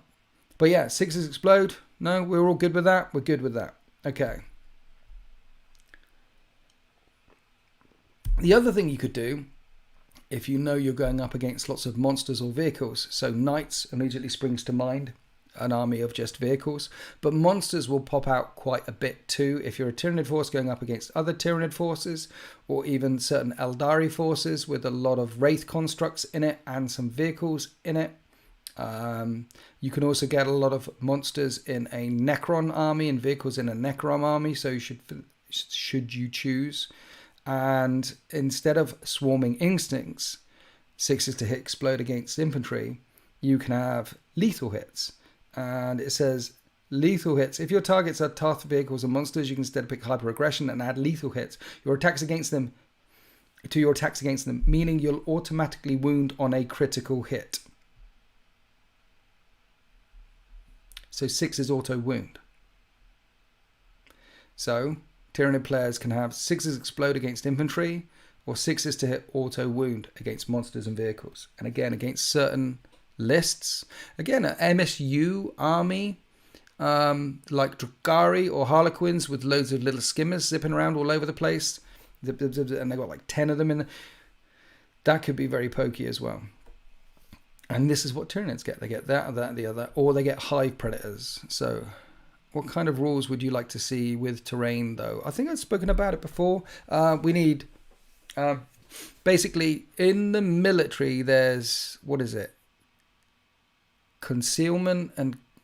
Cover and concealment are the words that they use. So you can take cover, or you can be concealed. Like a ghillie suit in the middle of a field. If you're in a ghillie suit in the middle of a field, you're not in cover, but you are concealed.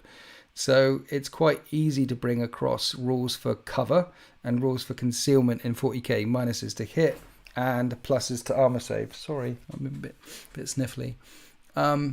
Yeah. And so saying that these terrain pieces grant this and these terrain pieces grant that would be a simple thing to do. And then you could also have slowing terrain. Certain pieces terrain slows down things, and I would also like true line of sight to come back again. None of this, hey, there's a ruin and I can't see through the ruin. That's a layer of complexity that you have to explain to a newer player. And you're playing a new game and I'm going to shoot you over there. No, you can't see me. There's this thing in the way. It's like, what? Yeah, there's a rule that says you can't shoot me because the ruin is over 5 inches high and I'm not an aircraft, or I have less than 18 wounds. But if I was an aircraft or I had more than 18 wounds, then you would be able to see me. Does that mean you can see me? No, I wouldn't be able to shoot back. It's that layer of complexity. Get rid of that. True line of sight is a thing. And one of the reasons why they brought in terrain rules to that level in 9th edition is because at tournament, 9th edition was the tournament edition. Remember, 9th edition is the tournament edition. Lots of tournaments didn't have enough large line of sight blocking on the ground. So it was easier to set up tournaments with here's some trees and here's some things and here's some stuff and here's some stuff, and we'll say that blocks line of sight and we'll say that blocks line of sight. It's easier to set up tables that way and play at a competitive level. And I think it took something away from the game. One of the things I really enjoy about playing Horus Heresy, one of the things that really stands out is true line of sight is a thing. Can you actually see? Can you see? And if you can't see, you can't see. So the terrain tends to be denser in places. I think that there's an opportunity to bring those rules, not those rules, but there's an opportunity to say, look, if you want to set up a table where people on the other side of the table can't get shot by you, then you need to set up a table with some serious line of sight blocking terrain on it. And then these items of terrain will give you extra cover. These items of terrain will be minuses to hit. These items of terrain will slow you down. And these items of terrain are dangerous. And if you go through them at full speed or running or something, you could potentially take wounds. Simple as that. Difficult, dangerous, cover, concealment. Have the list with them in it, done. GW would need to make knights very tough to survive with those two new faction rules, Oath of Moment and Hyper Aggression. Yeah, maybe knights will be toughness 10. That'd be interesting. I'm sure you've talked about this, but I'm personally a bit worried about the sub-faction rules because I don't want to play one craft world till my book comes out. Yeah, we shall see. I'm hoping, we talked about it at the beginning, we know that the factions have their synapse, have their WA, have their Oath of Moment, but I'm hoping that there's sub-faction rules as well. And I don't think it will be too broken to have some sub-faction rules. To change Oath of Moment for Space Wolves, to change synapse for whatever it might be. Instead of an instead of an add-on, an opt-out. That's one of the questions that we don't have. How are they going to handle sub-factions? We shall see. God damn it, I'm so tickly nose. I wish they would just add back the rule where shots were determined from the barrels of the unit rather than just the unit itself. Well, that was only for vehicles. On vehicles, you had to measure line of sight and range from the gun itself. But everything with a base, you just measure from the base. So that was a layer of complexity. You've got this rule and this rule. And in a simplified rule set, such as 8th and 9th edition, they said we're just going to stick with this rule, which is you're not measuring from the barrel and you just measure from the hull. I think that's fine. I think that rule 440k is fine. In Heresy, Heresy is more of a war game. So it's good in Heresy, particularly all the particular unit-specific rules that they have in Heresy. It works in Heresy. I don't think it will work in 40k. Hi, Charles. Personally, I want my armor values and arcs of fire back. Joel, if you want armor values and arcs of fire back, then play Horus Heresy. Horus Heresy is awesome. I'm really, really enjoying this. I didn't think I was going to enjoy it as much as I enjoy it playing it, but it's the best version of 7th Ed ever because it's got a lot of 8th and 9th, all the good of 8th and 9th in it, and a bit of AOS in it. It's really good. So if you want armor values and all, play Heresy. You can have them. They haven't gone away. They're there. They're in that rule system. Do you think 10th edition will be less lethal than the same as 9th edition? I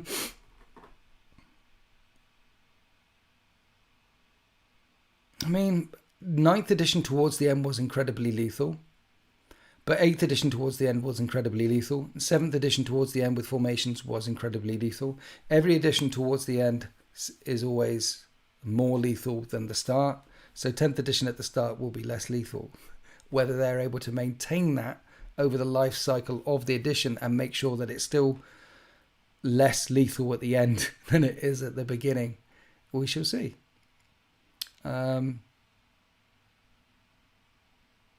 You have a full firstborn army and it's all from Heresy but no one to play it with. Are you in the Discord and in the UK? If you're in the Discord and in the UK, then go down to the bottom of the Discord where it is games in your area, local games in my area, and say, hi, I'm Joel, this is my army, here's my pictures, anyone about, and someone will tap you on the shoulder and play a game with you. If you're in rest of the world, because we've got a rest of the world section, you might be able to get a game in if you're in Germany or America, because that's where most of the rest of the world viewers are in that section at the moment. But there's quite a few Australians and Kiwis in there as well. Otherwise, Google, online, Facebook, things like that, whatever the kids do these days, there will be someone somewhere near you who will play. You're worried that Horus Heresy might confuse your brain and be complicated. Horus Heresy has got the core rules for Horus Heresy is much more complicated, but the faction rules, the codex rules are simpler. So, right, where are we? We've done Oath of Moment. We've done the hyper.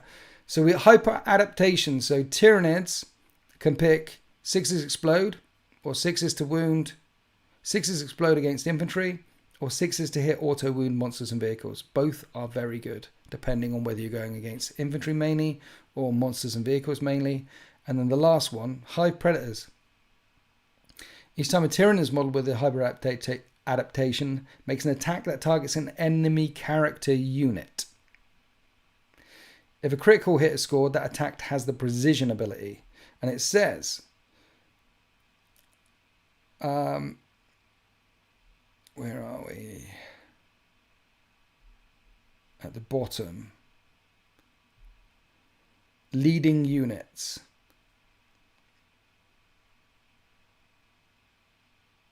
Where is the leading units bit? Did we say leading units? Detachment. Yes. So they talk about artificer armor or talents that allow a commander to enhance the unit that they're leading. Hold the phone. Did we say leading units? There will be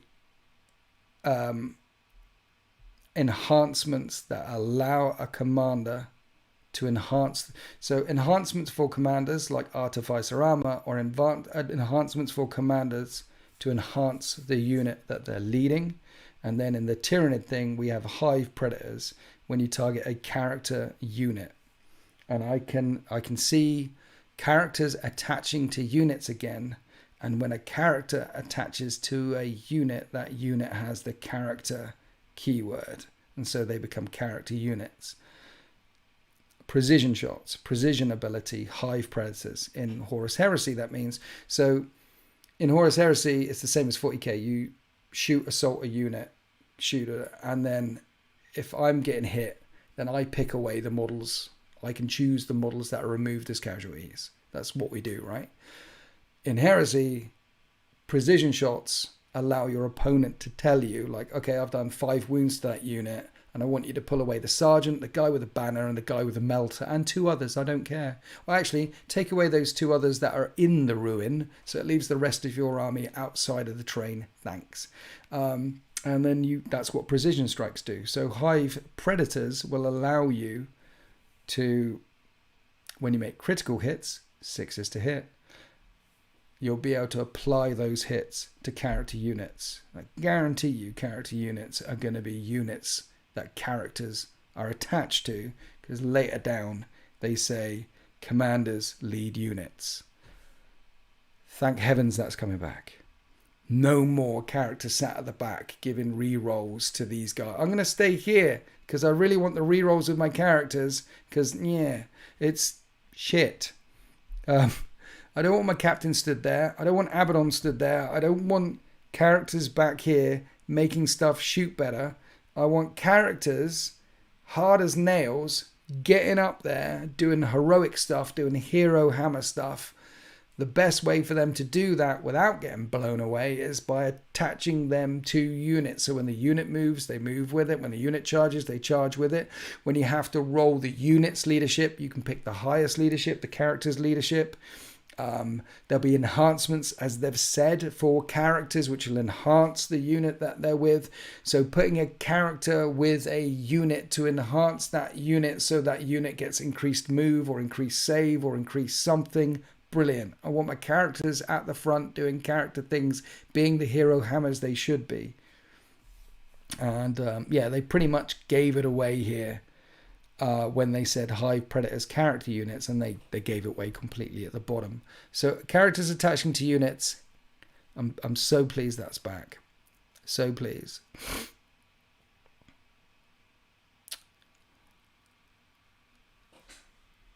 Thanks, my knife.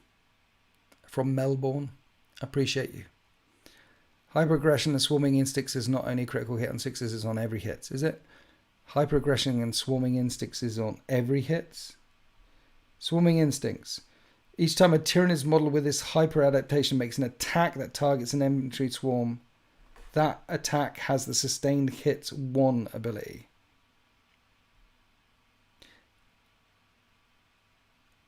Sustained hits 1 ability.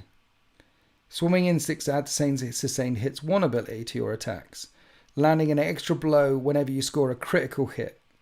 That's the new time for rolling an unmodified 6 on your hit roll. Sustained hits 1, landing an extra blow whenever you score a critical hit. New term. I don't think you're right there, mate. Hyper aggression.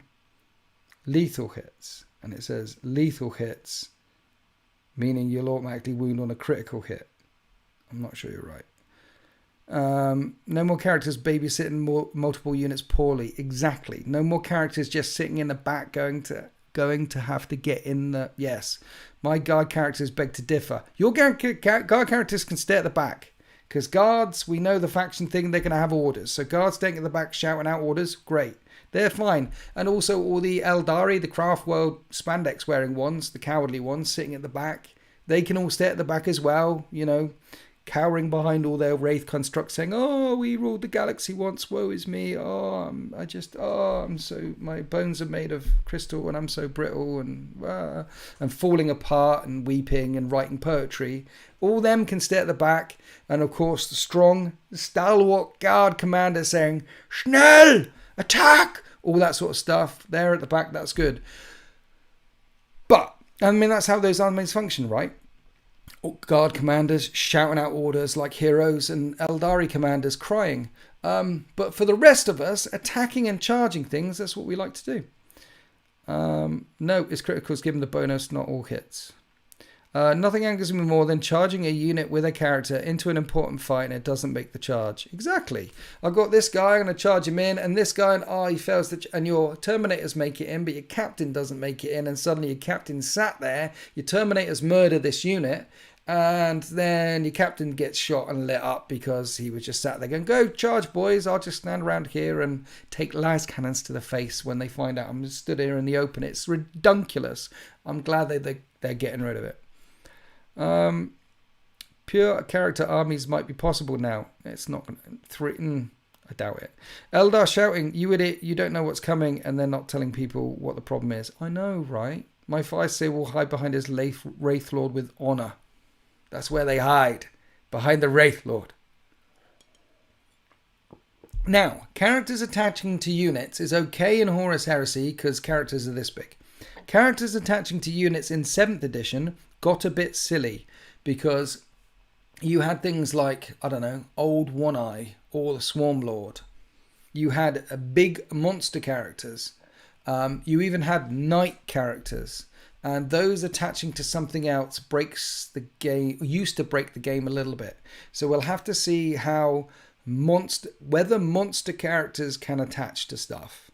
Whether, I'm sure that there will be a rule for many characters like the Avatar or the Khitans or things like that, which says this character can't attach to anything. They've got to operate on their own. I'm sure that's going to be a thing. But I'm hoping they go more than that. I'm hoping that the only infantry characters are allowed to attach to other units. Because as soon as they opened it up to allow anything bigger to attach to other units, it can get a bit wonky. We'll have to see what the base core rules are like. Maybe it won't get wonky. But burying a Old One-Eye in a swarm of 3 Screamer Killers, and the Screamer Killers are just an Old One-Eye delivery device, so eventually all you really want is Old One-Eye to get there and he'll do all the...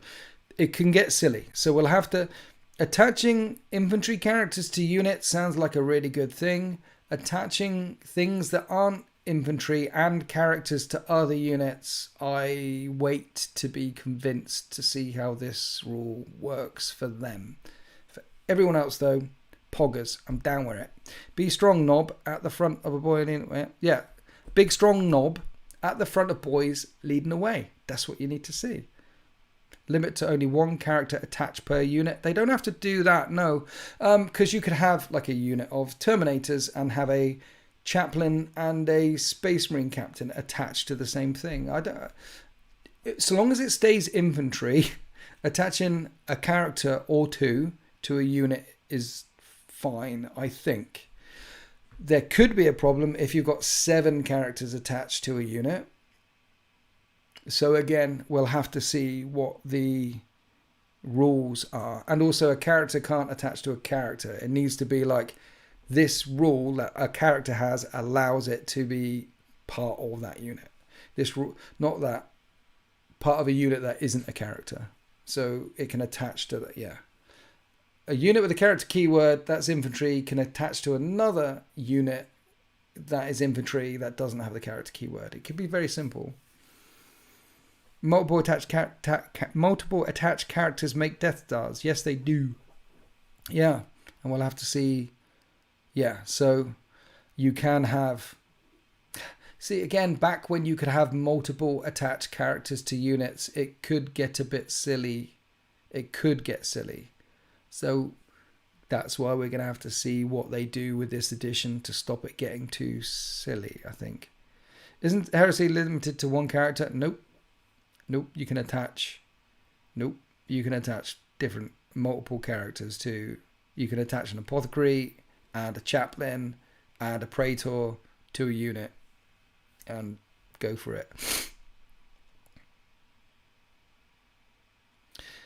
You don't want more Death Star unit nonsense? It could get a bit Death Star-y, right? Multiple characters attached to multiple units. Mind you, haven't... Yeah, you could be right. Maybe it would just be cleaner to say one character can attach to one unit.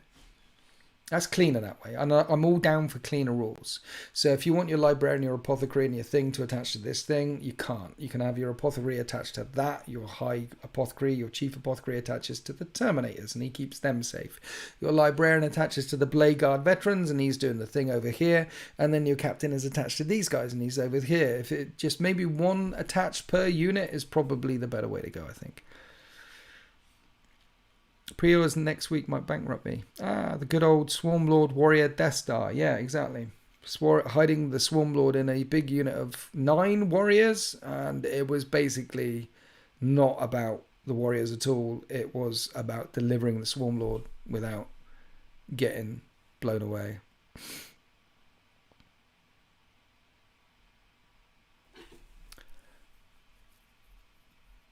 So we'll see if you're going to be allowed. So that's one of the questions we need answered. Can more than one character attach to a unit or not? We shall see. And what are they going to do with character units that are not infantry? Can they attach to stuff as well? Can Mortarion attach to something? Can Mortarion attach to... Imagine that. Mortarion is attached to some Blightlord Terminators. And he just... Surely that's not going to be a thing, right? Or this Imperial Knight is attached to that Imperial Knight, so this other Imperial Knight has to take all the hits before my Imperial Knight HQ Warlord takes any hits. And by the time he gets all the way across the board, he's going to stomp, murder, death, kill. Maybe, you know? Yeah. Big things attaching to other big things is a problem. I feel that a unit with 7 characters in it will get blown off the table if the game is as killy as Night. I'm actually thinking about getting into Kill Team with my brother and his wife. Oath could count a multi-character unit. Yeah. So hyper adaptation, swarming instincts, hyper aggression, blah blah blah. We did all that. For their army ability, the Tyranids can manipulate battle shock tests with the Synapse and Shadow in the Warp. But we'll find out what those do when we have a closer look at the Tyranid faction next month. So we're not going to get any more about Tyranids until May. But they can manipulate battle shock tests with Synapse and Shadow in the Warp. Hopefully, Synapse manipulates their battle shock tests and Shadow in the Warp manipulates opponents. It's, yeah, leadership stuff. Stratagems and enhancements are now part of your detachment. In the previous edition, many players found it difficult to juggle and remember 2 or 3 dozen stratagems. Those days are gone. Those days are gone. No detachment will contain more than 6 stratagems. Add to that a robust universal menu of 12 core stratagems, and now there's simply less to keep track of. So everyone's going to have 12 stratagems. And then everyone is going to have 6 more depending on the stratagem detachment that they bring. So 18 stratagems in the game. And you play a bit here, there, and everything. That's nice. That's simple. That's easy to do. So you're new to the game. It's like, well, these are the 12 ones that everyone's got, and it's easier to teach someone. If I've got 12 and you've got 12 and we've got the same 12, it's like, you could do this at this time. All right, thank you. You could do this at this time. Oh, shut up, I've got it now. You can teach someone how to play the game with the 12 core stratagems, and then the 6 ones for each particular detachment. I guess this some time ago that the 12 core ones, I mean, CPU, whatever it's going to be, like insane bravery, stuff like that. There's going to be some in there. So there's some stratagems. Here's the thing. There's some stratagems that exist that pretty much everyone has got, but they're all different rules and they're all different points cost, and they're all over the place. Almost every army, not all, but almost every army has the ability to have +1 to hit for something. There'll be something like that in the core stratagems. Almost every army has the ability to either fall back and shoot or fall back and charge. Almost every army. There'll be something like that in the core stratagems. So you'll be looking at those. There were some stratagems that were so ubiquitous amongst all the different armies that it's like, why isn't that in the main thing? And I think that's what we're going to see in 10th edition. We're going to see 12 core ones, maybe a CPU reroll. I hope they get rid of it, to be honest. Just get rid of it. Let the dice decide. I don't think they will.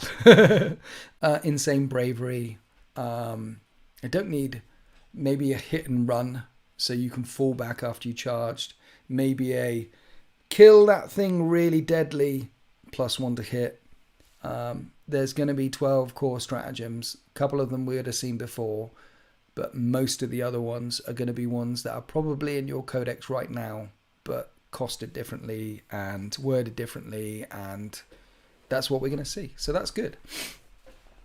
Yeah, maybe there'll be a core stratagem which says for taking extra enhancements or things like that. Who knows? So the 12 core ones.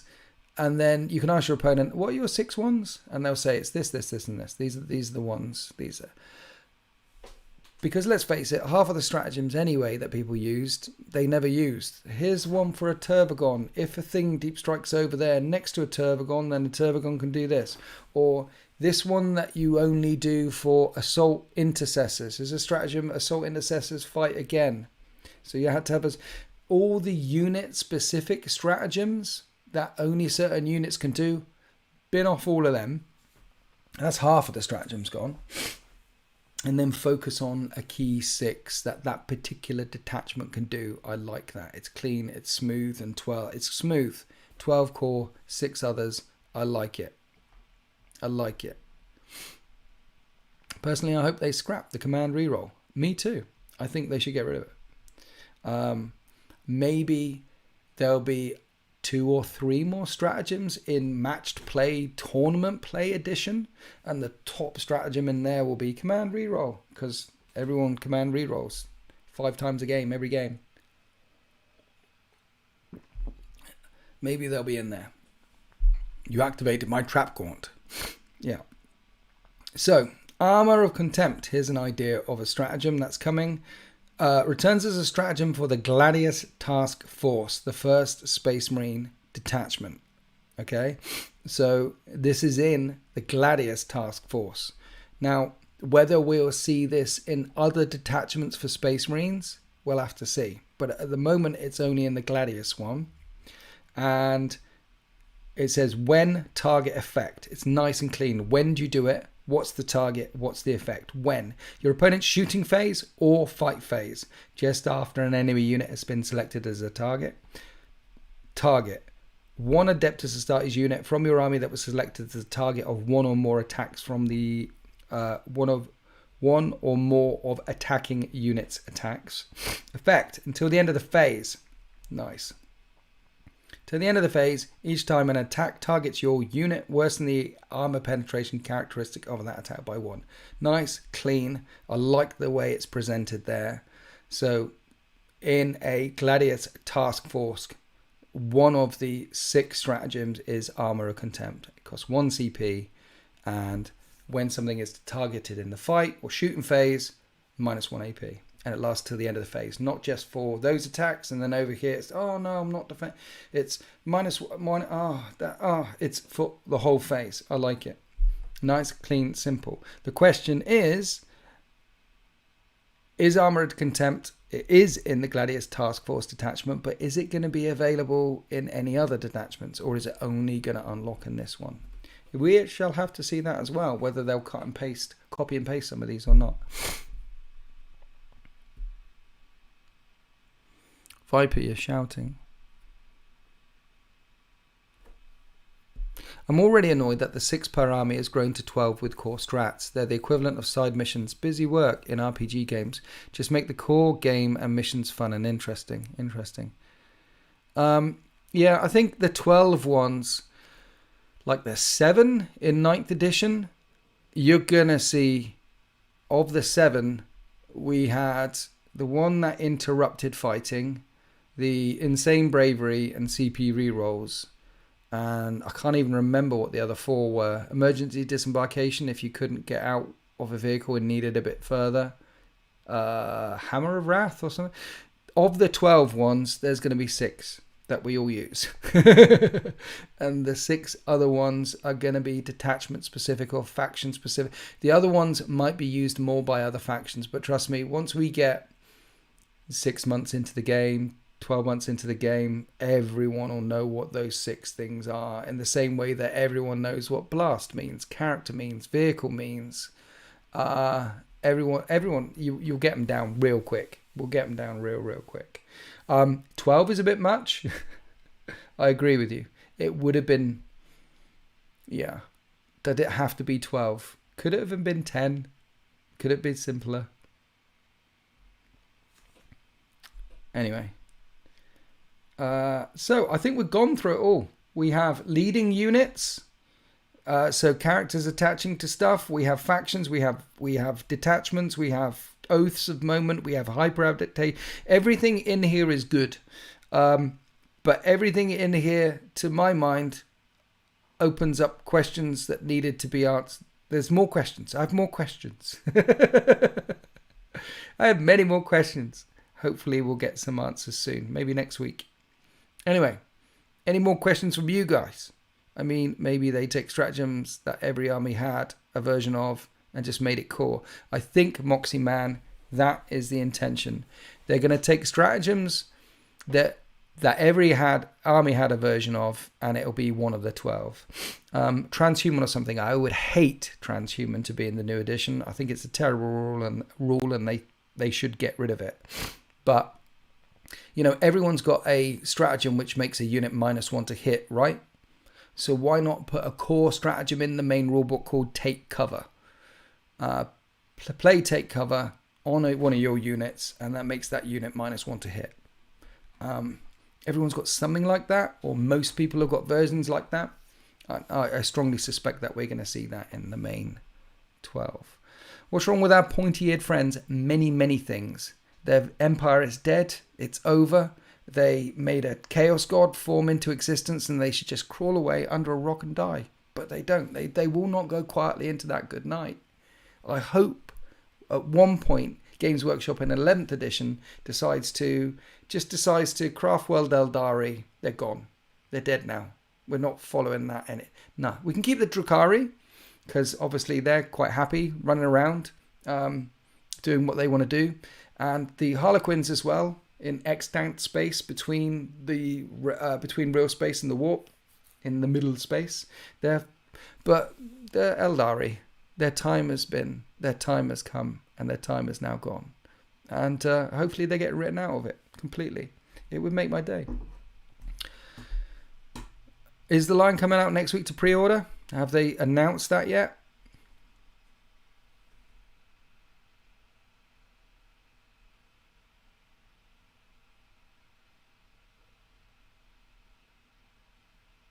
It's hard to tell from my point of view.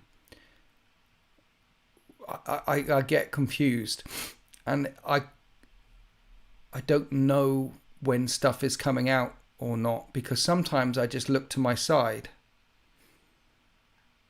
and then people tell me something's coming out and I'm like, it's coming out? And then I'm just not allowed to talk about it. And I get confused. It's like, oh, I thought that was already out. No, that can happen to people. Anyway, Cilius Sodus. I like it. Cilius Sodus, welcome to the 13th tier 3. That unlocks my personal Discord and all the extra videos and things. So I really appreciate you. Thank you for being a channel member. I like how the line gets released, then immediately changed to fit 10th edition. So what happened with Guilliman as well. Like Guilliman got released and then immediately. So you got a new edition coming around, a complete reset. You can launch a new edition and a complete reset and then release a Primarch a couple of months later. Or a better way of doing a new edition with a completely reset is let's have a Primarch come out first and everyone talking about the new Primarch or the 2 new Primarchs, the Lion and Angron, and have everyone talking about these things first. And oh my God, look, the Lion's back. And then off the back of that, you release a new edition. So you can see why they've done it this way around. It's to get people talking and clicking and finding out about what the hell is going on in Warhammer 40k. Oh, there's a new edition coming as well. Oh, it's a complete reset. Oh, I might be... They're taking it straight out of the Guilliman playbook. It worked last time. They're hoping it will work this time. Anyway. I think it's been nearly 2 hours. Thank you for joining me on this Sunday afternoon hike through Warhammer 40k 10th edition leaks and things. I enjoyed myself. There were a couple of you at the back there that should have said a bit less, but I had a good time in the end. I think we smashed through most of the stuff and things. I think we're generally excited. Generally excited. I'm pretty excited for the new edition. I want to see every time they release a little teaser here or there, it's like, I want to know a bit more. It's how is that going to work with this? How is that going to work with that? It's getting to the point now where I'm cautious about the layers. They're beginning. I don't know if they're touching cloth yet, but is it beginning to feel a bit overcomplicated? Is it? I'm not sure. Maybe it is. Maybe it is. We'll see when the next leaks come out and we have a chat about that as well. Anyway, thank you for joining me. Thank you for all the people who are here and all the people who commented. Christopher, Brandon, Tommy Mac, Yasuji, Cyclone, My Knife, Middle Knife, Tom Payne. It's interesting. William. Thank you all for being here. Thank you for the new members that we had today. And thank you for joining me in this discussion for Warhammer 40k 10th edition. I can smell it. It's cooking. The food is cooking. We're going to go down and eat and enjoy your Easter weekend and stuff like that. Happy wargaming.